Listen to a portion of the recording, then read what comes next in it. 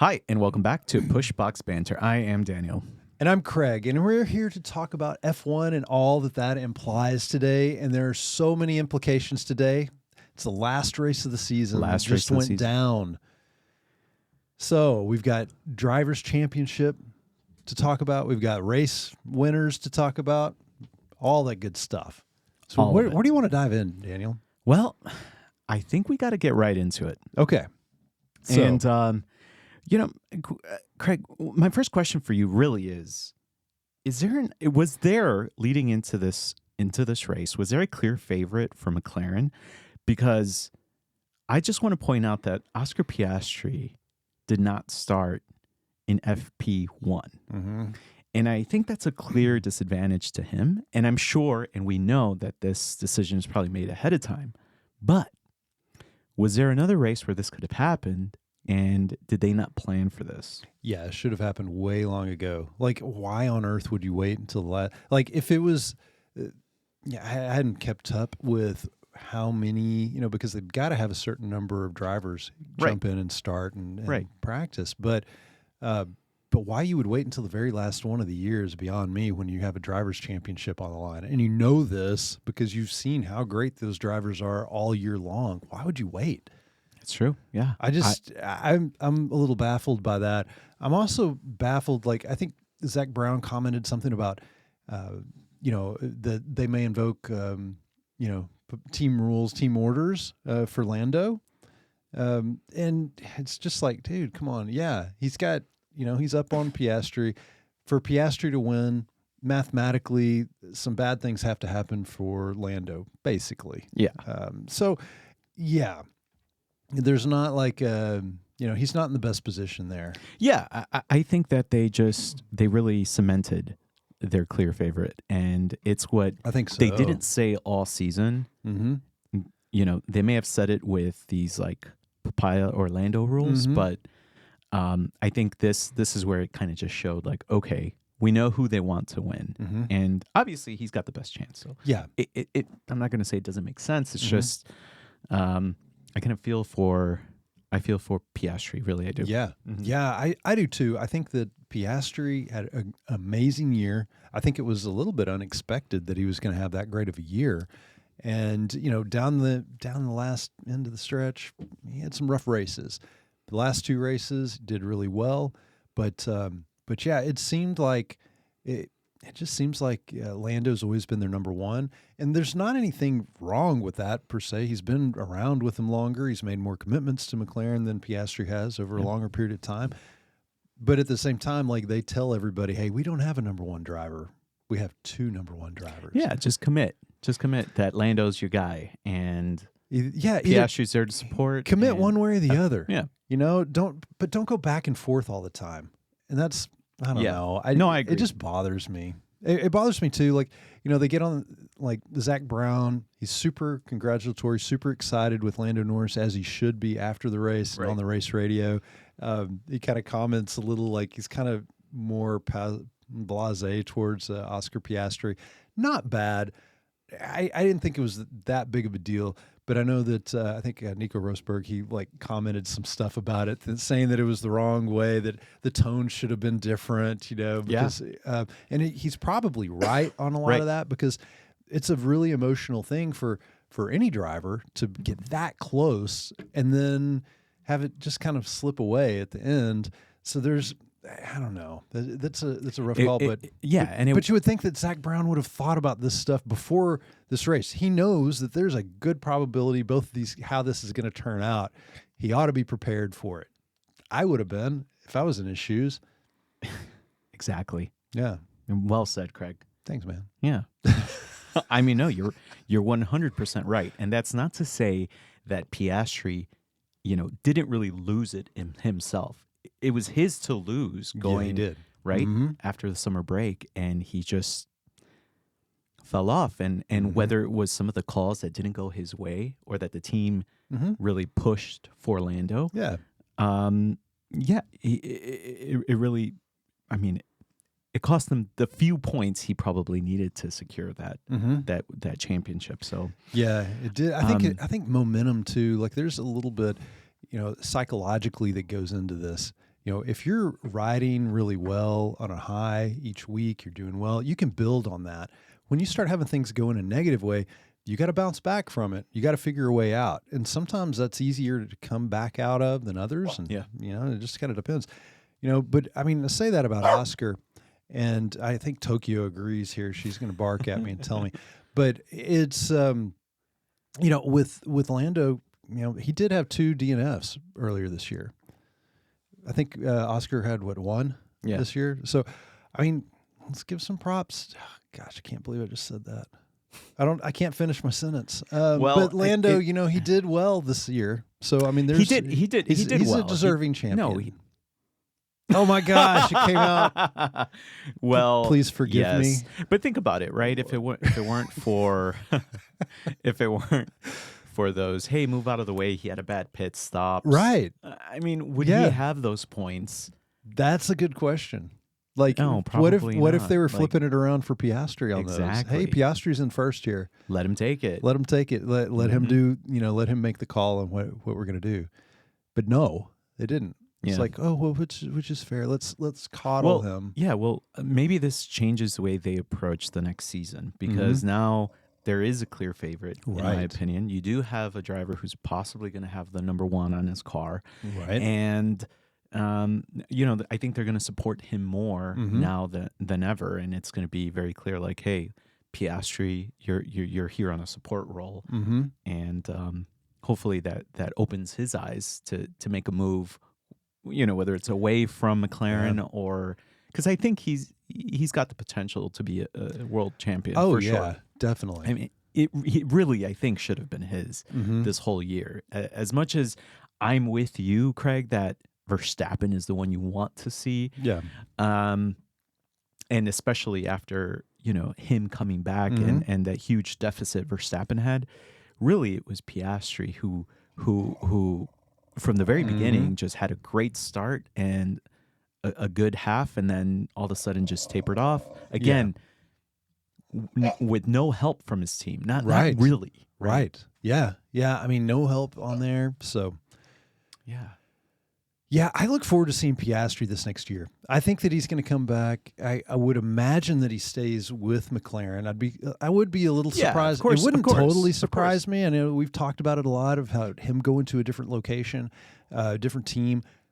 I don't know if there's another team out there that it makes a lot of sense. I mean, well, not now, not right now. Yeah. So I think that he'll let things kind of play out, see which team comes out well next year, comes out of the gates doing well with the new car, new specs. You're going to have new specs. You're going to have a new car, and who's to say that people don't start retiring? Right? You never know. You never know. After this race, is Hamilton still going to be around? Leclerc came out recently and was like, this is do or die really for the next couple of years. If Ferrari doesn't come out swinging this next with this next iteration of the car, he's going to go. He's not going to be there another 4 years. Right. To basically accomplish the same thing that he did now, which is not a whole lot. Yeah. So it could be that you never know. Maybe there's some shock moves, and then we're over here talking about this in the middle of January. That's true. I mean, a couple of years ago with Lewis Hamilton coming out in January, in the middle of the off season, exactly saying, "No, I'm shifting." Yeah, you never know what's going to happen, and that's one of the cool things with Oscar Piastri. I think because I like his mentality. To me, he has a championship mentality, and he has a winner's mentality. He's calm, cool, and collected. If there is a need to make a change, he makes that change. I think that he's going to stick things out this next year, and he's going to push it. And there's a good chance that we're going to see him as the champion this next year. It's going to push Lando to be way better. But the other thing that it's going to do, it will keep competition. If both of those two guys are with McLaren, it keeps the door open for guys like Max Verstappen and Charles Leclerc. Yes. And it's a reset, right? Again, with the new cars. Who knows? Aston Martin. Who knows? Maybe at least inner team. Back in. Yeah, you never Alonso. know. Inner team, for sure, I think Oscar's going to come back swinging. It's the only thing he can do, really. Right. Whether whether McLaren's competitive with all the other teams, who's to say? I'm assuming they will be, but you're right. Maybe the Lion comes back with the new car that Adrian Newey is doing, right? So anything can happen, but for sure Piastri's going to come back swinging. Yeah. Looking forward to seeing it. It's going to be fun watching him 100%. Okay, Greg. So I want to mention something. I was a little bit, I don't know, taken aback really by Katy Perry at the McLaren pit. I know. Yes. During qualifying. What was that about? I don't know. I was hoping she'd put some like bad vibes in that garage and something would happen. Yeah, no. I don't know. Maybe she's just kissing the floor or something. I don't know, man. I was looking for Justin Trudeau, but I couldn't find him. Then I thought, man, is Justin Trudeau maybe then Nicholas Latifi? Maybe something happened, some crazy like shock, occurrence in the middle or at the end of the race, but it didn't happen. Yeah. I was hoping for that though. Yeah, that would have been interesting. Yeah. Anyway, all right. So I think it goes without saying that by now we all know that Red Bull and Max Verstappen did not win the Drivers' Championship. And even though, Craig, you and I were, especially, were manifesting this. I was doing, I did everything I could, guys. So, I mean, if one of you guys out there that's listening right now and you chose not to, maybe that's why he came up 2 points short. Just saying, who knows? Who knows? Anyway, so no blame, no judgment. Of course not. Red Bull make it too easy for McLaren. Red Bull did make it too easy for McLaren. I think, McLaren's car was a rocket ship all year long. However, if they had gotten rid of Christian Horner earlier in the season, I do believe that Max Verstappen would be the champion right now. Number 5 in a row. We wouldn't have his reign ending at like 1,450 something days. We'd have another 360 days, 65 days, another year to go with him on top of the world. But now we have Lando Norris. Yeah, I know. But okay, I'm going to have to say that again. Yeah, no, you know what?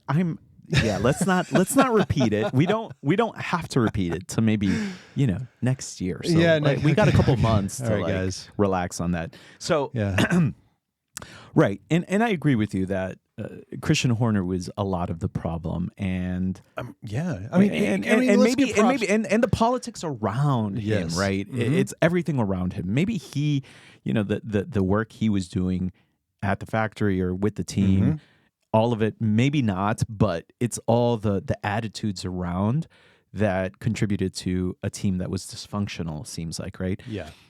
Sure. Yeah, I agree with you on that front. But let's talk about what we could control on this race, right? Okay. On the race, yeah. On this race, because right now, obviously, Max Verstappen is not the champion. Unfortunately, Lando Norris is the champion. I didn't mean to do that, actually. I know. So deep in our hearts. That's actually really unfair of me. I shouldn't say that. I'm sorry. Apologies. He's a good guy. He's a nice human. So let's talk about if we knew coming in that lots of things had to happen, right? Did Red Bull do enough in the race? Did they deploy all the things that they possibly could have? Did they work through all the different combination of situations? Because it seemed to me that they went in just thinking about winning the race. End. I think that as far as the race goes, like if we go back into quali, they were trying. They had Tsunoda try to give Max Verstappen a tow. He did. It helped him maybe 1/10 of a second. But he could have done a better tow than what he did. So, I think that you're limited in some ways because Tsunoda, he's good, but he's not the best. And so I think that we saw that in quali. We saw it during the race. He was in the top 10. There was a moment where he had a chance to hold up Norris. He wasn't able to do that. Actually, he did try. And he did get a penalty for his actions. He was, he had multiple moves under braking, caused Lando to go off and pass just outside of the lines.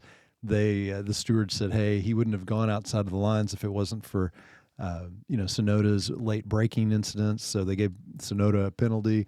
It wouldn't have mattered. It would have been a 5-second penalty for Lando. Lando finished, 5 seconds above Leclerc anyway. So, but yeah, they did try. They did not institute, racing bulls in this attempt, I don't think, because Lawson, there was an opportunity for him to hold up Norris, and instead, like, Lawson was in front of Stroll, Norris was behind Stroll.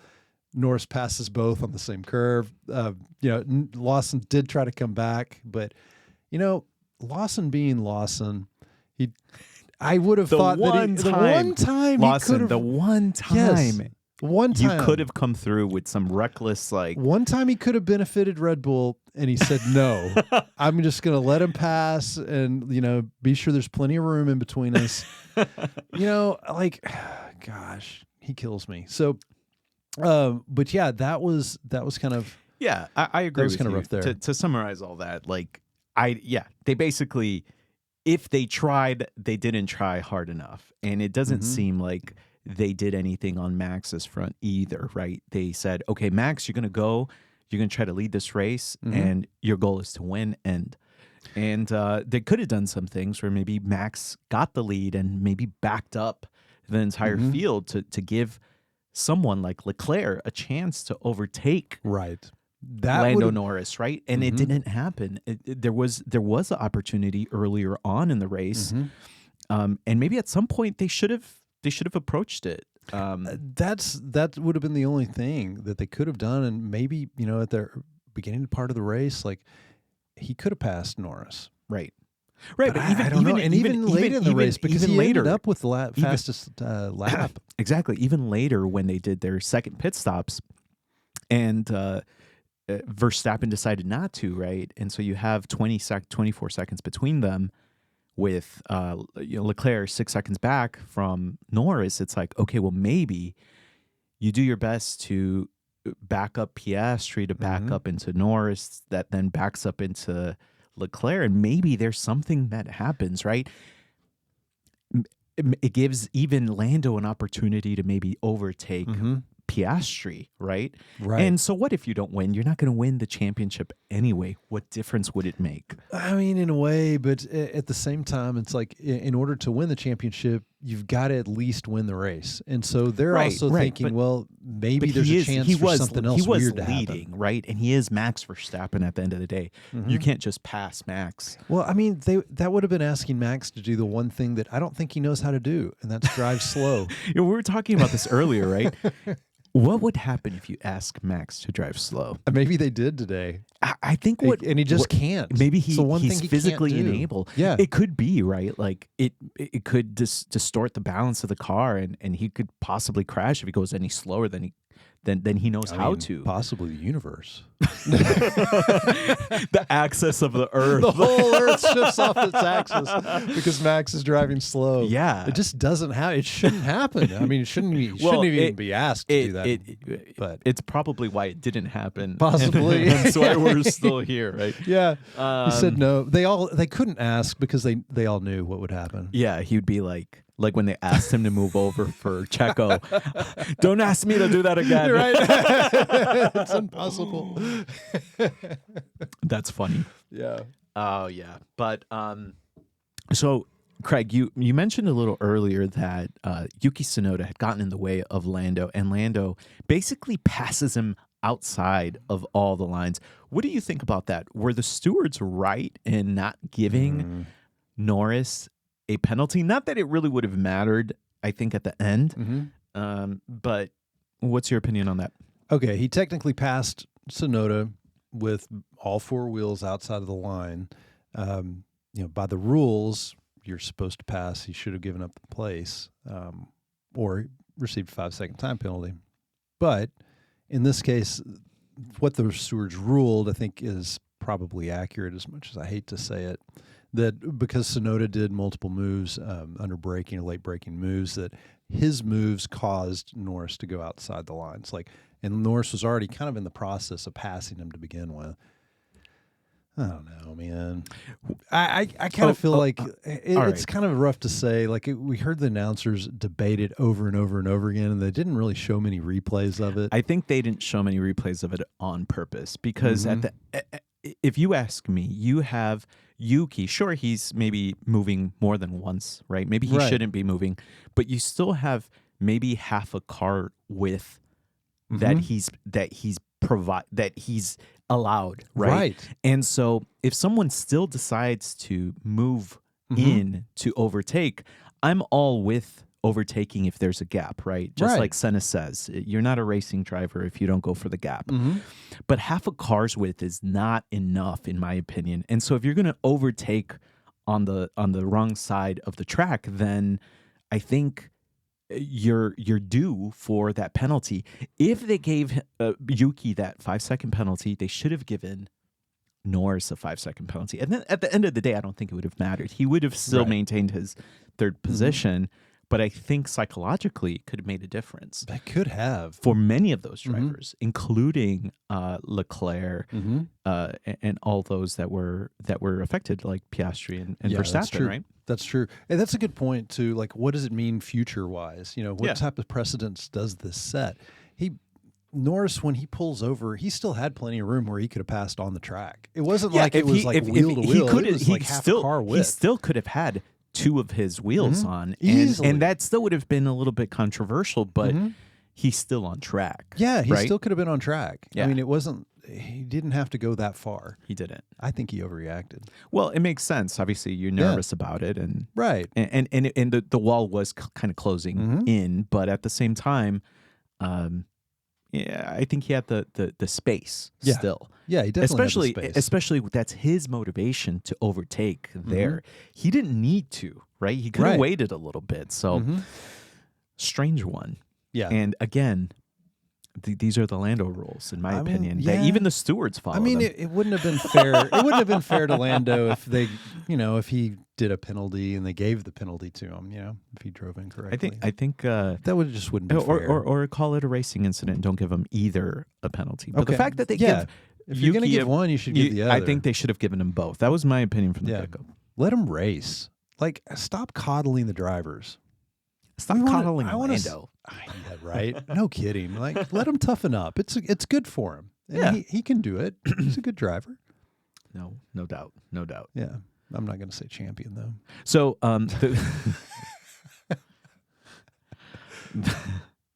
the cool down room was a little bit weird, a little awkward. Yeah, cool down room. Yeah. It's like you see Verstappen and Piastri talking a little bit. Norris walks in and it just goes dead. It's all silent. Yeah. I think that's telling though. Yeah.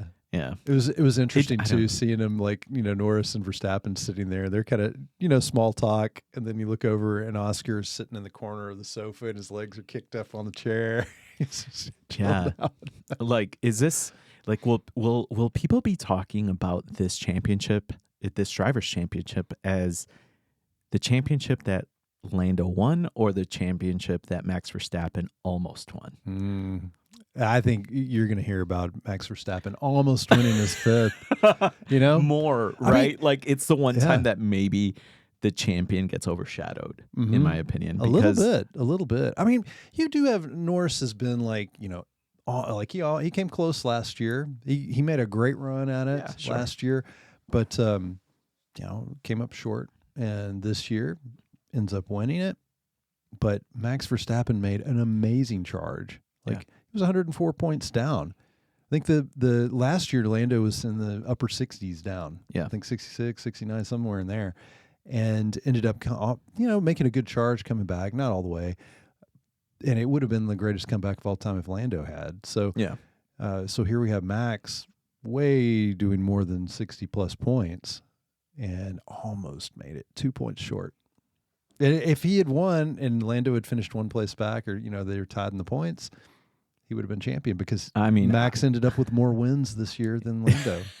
8 I'll versus 7. remember it as the one Max missed, right? Red Bull missed. I think Red Bull did him wrong. If they had gotten rid of Horner earlier in the season, Max would be on the, he would have won the championship this year, no doubt. Yeah, I mean, no that's doubt.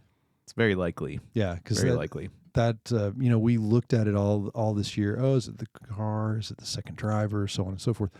Yuki drove the car pretty well.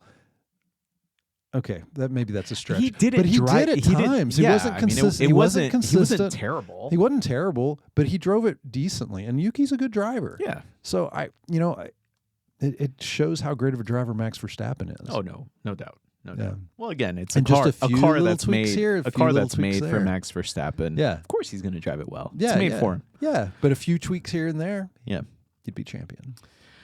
So, I mean, that's really how we wrapped up this season, huh? It's is Max all the way. Mm-hmm. Is there a takeaway that you have from this season that that you want to talk about at all? Like, did someone have a season to forget? Yeah. Yours? There were a few people, like, as I look at this and thought about seasons to forget, who would that be? I mean, people that come to mind, Lance Stroll, but then Lance Stroll saw a whole bunch of, every week he was setting a record. He was just extending his record. So, I mean, if you're setting records in F1, is it really a season to forget? I mean, I didn't set any records in F1. That's true. Well, on the track, at least. But so I mean, there's that. And then I thought, well, maybe Alex Albon. But that's more like last half of the season. And you look at the whole thing, and he actually outscored Sainz. Yeah. So he can't have that bad of a season. And then, but the person that really sticks out, unfortunately, is one of our favorites, one of the show favorites, Lewis Hamilton. So much expectation with him, high expectations with him going to Ferrari this year. And Ferrari seemed like it moved back a little bit all year long. And every week it seemed like Leclerc out-qualified him. He would be close, but not close enough. And then he ends up in the last couple of races of the season not getting out of Q1. The only podium that he had all year was winning the sprint race in Shanghai. That's right. And I think that was early. That was early on. So it was like the sky's the limit until it was. I think I mean, if we do compare, Lance Stroll did set some records this year. I think the one record that Hamilton, I think he may have set a couple of records this year. His personal record. Personal records, but I think with the I think Ferrari, I think it was the longest Grand Prix starts without a podium. Yeah, I think that holds that record now. Yeah. Unfortunately for him, that is unfortunate. So he's going to be coming back. He's on contract for next year. At least that's. I mean, he's still under contract. I don't exceed. Retirements are a thing. People talk about retirements. I don't think he's going to retire. I don't think so either. I don't think so either. Not like this. He won't. So one of the interesting things is because in this iteration of the car that we've been in, he hasn't been as successful as the previous iteration. Right. So how will it be with the new iteration? Because there's going to be some changes on it. And similarities to the previous. Yeah, right? similar to the previous. So maybe we see, a recharged Lewis Hamilton this next year. Yes. Hopefully so. I think we'll see a recharged Leclerc and Hamilton for sure. Yeah, for sure. Because if not, that's going to be devastating to Ferrari because you're going to have two drivers that are going to want to get out the door. Exactly. The Tifosi. Yeah, they're going to be upset. Yeah, they are. All right. And Rookie of the Year for you, Craig. Isaac Hadjar.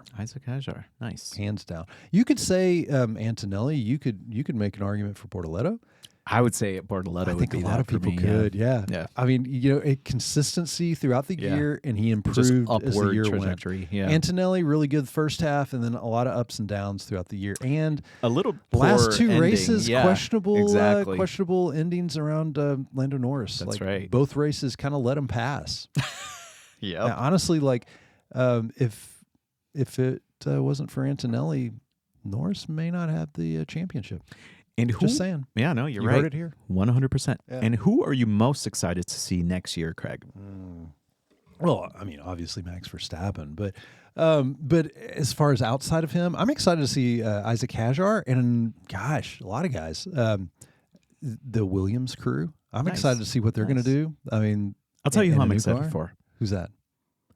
Checo. Oh yes, yes. Yeah, so we got can't- Cadillac. That's Cadillac. going to be Can't- exciting. yeah, to I'm see. excited to and see. Botas And yeah. Bottas. One I hadn't of my even, two favorites. I haven't really thought of that Yes. just because the season's been so exciting this year. I wouldn't be Coming down the surprised line. if they're just like running I and like middle of the pack. there's a I would love very- to see this. There is a very good chance There's that's going to happen. Yeah, especially with the Ferrari engine, and if Ferrari's doing like some major upgrades and things like that, like who's to say they won't be that team, right? I think that they're going to be one to watch. I think so. Definitely. I don't think that they're going to be sitting at the very back. Well, maybe in the first race or two, but who's? I don't think you so. don't think so? No, Yeah, we'll see. We'll see. No. We'll see. Yeah, it's going to be interesting. We got a lot to talk about on that, Yeah. but not that's for another show. For another show, time. yeah, another time. Another But, place and time. well, what a season! Oh my gosh.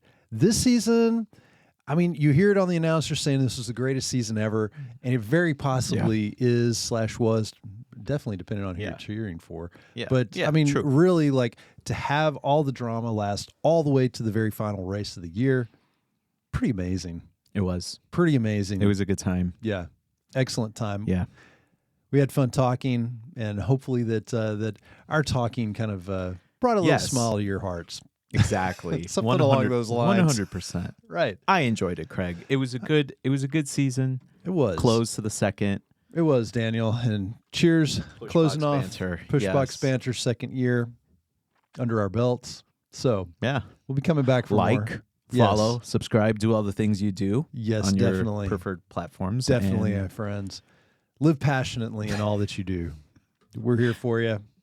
We'll be coming back off and on throughout the off season, and we will see you in 2026, if not before. thanks, folks. Thank you, guys. Thanks, Craig. Thank you, Daniel. Bye. Bye-bye.